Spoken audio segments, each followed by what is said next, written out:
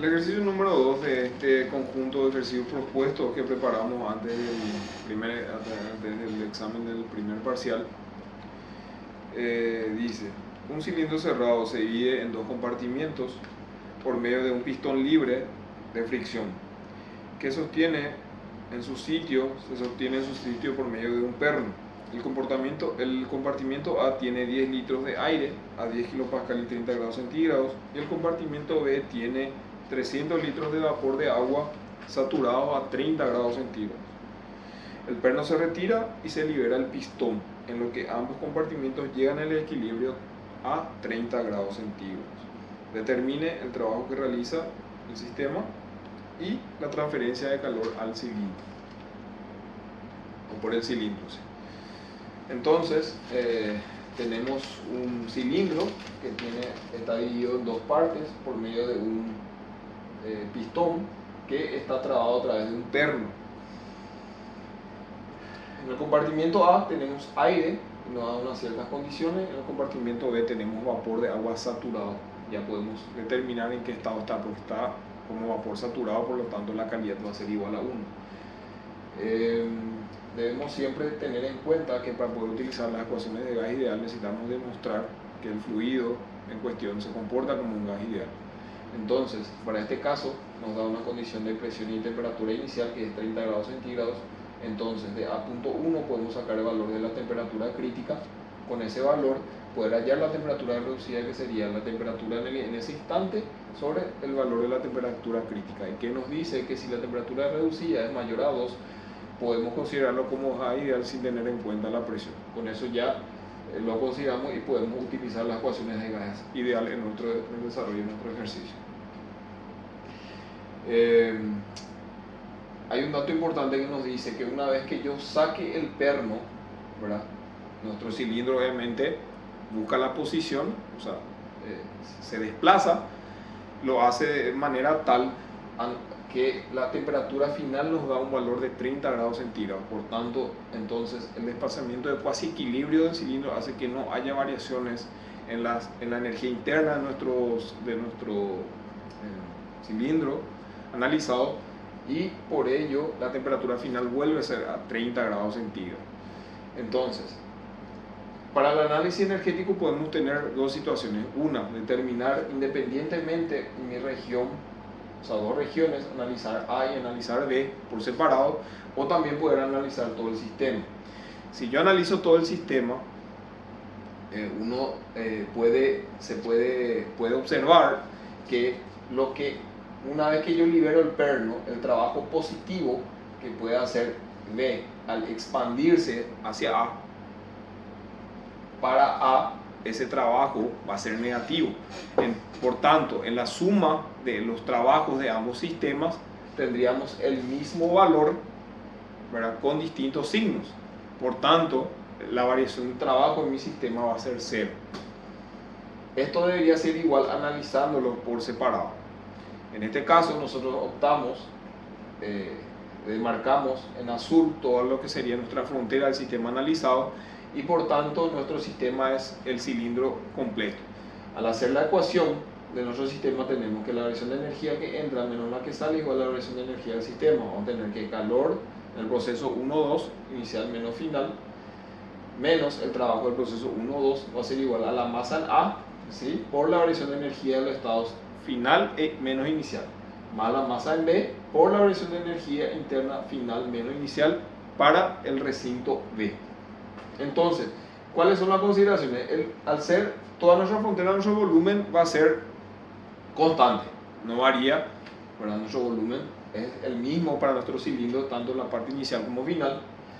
La temperatura constante por condiciones del ejercicio, que nos dice que se logra el equilibrio a los 30 grados. Entonces hay un dato importante. Como nosotros sabemos que en la parte A nosotros estamos considerando como gas ideal, sabemos que para un gas ideal la variación de energía interna, bueno, acá va la masa, ¿sí?, esto se va.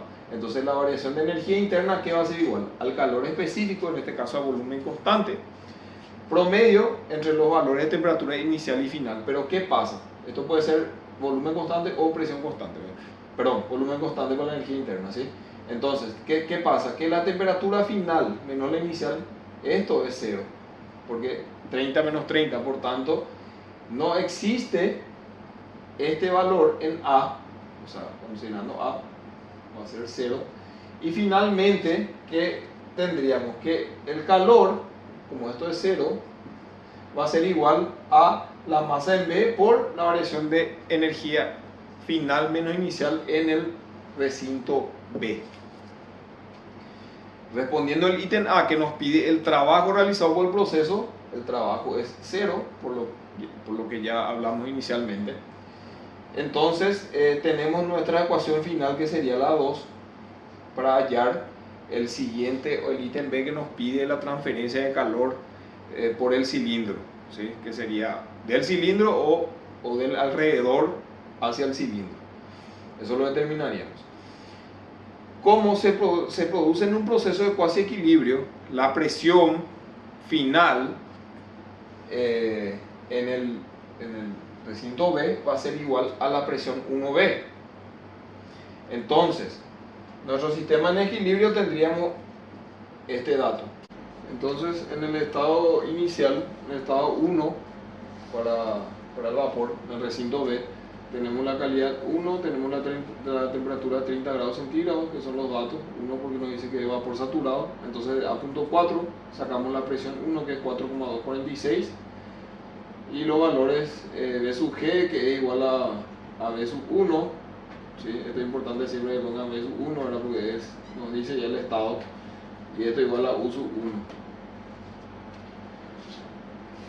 Entonces, en el estado, y para el reservorio A, que tenemos aire, si a través de la ecuación de gas ideal, porque ya demostramos que se comporta como un gas ideal, sabemos que la presión 1B va a ser igual a 2B y va a ser igual a 2A. ¿Por qué? Por lo que demostramos anteriormente, ¿verdad? Que al ser en cuasi equilibrio, la presión en el estado B, final B, va a ser igual a la presión inicial en el estado 1B.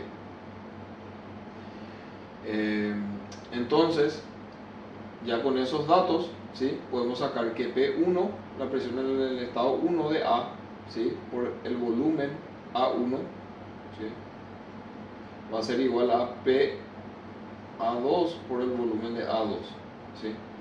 Entonces, esto es dato 100, la presión A, vemos, en estado 2 va a ser igual a estado B, que es lo que vimos aquí. Entonces es 4,246, ¿sí?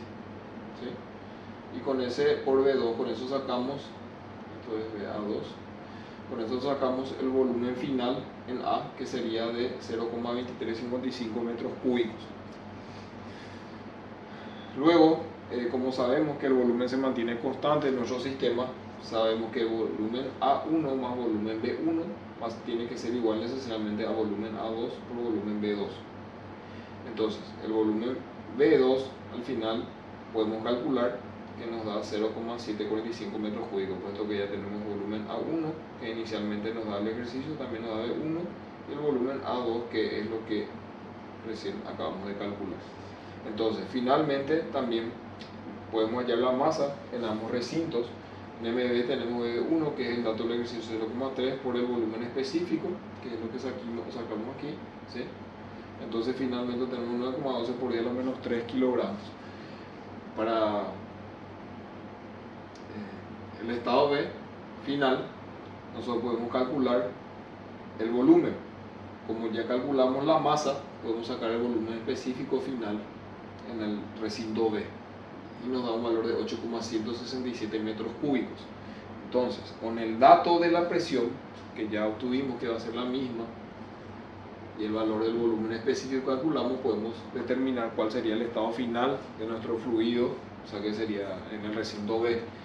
El estado final de nuestro recinto B, por interpolación, sabiendo que tenemos una presión y un volumen, a nosotros, o sea, observamos de A.5 que el valor de B sub B2, el volumen específico, en el recinto B en el estado final, cae entre los valores de líquido saturado y vapor saturado, por tanto está en la zona de mezcla saturada. Finalmente, de los datos por interpolación, hallamos los valores, este valor y este valor, además de esto y esto hallamos directamente de tabla a través de interpolación. Con estos valores podemos hallar la calidad, que nos da un valor de 0,2461. Finalmente, la energía interna final va a ser igual a U sub F, que es lo que calculamos por interpolación, más la calidad recientemente calculada por el valor de U sub Fg, que sacamos también por interpolación. Por eso tenemos un valor de 689,438 kJ por kilogramo. Finalmente, si introducimos dentro de nuestra ecuación número 2, obtenemos que el calor va a ser igual a la masa B, que ya lo calculamos, por la variación de energía interna U2 menos U1, y esto nos da un valor. Esto también ya U2 lo calculamos, y 1 podemos sacar también de tabla, este valor, inicialmente, ¿sí? Entonces con eso tenemos un valor de menos 15,75 kJ. Quiere decir que nuestro cilindro está perdiendo calor durante ese proceso.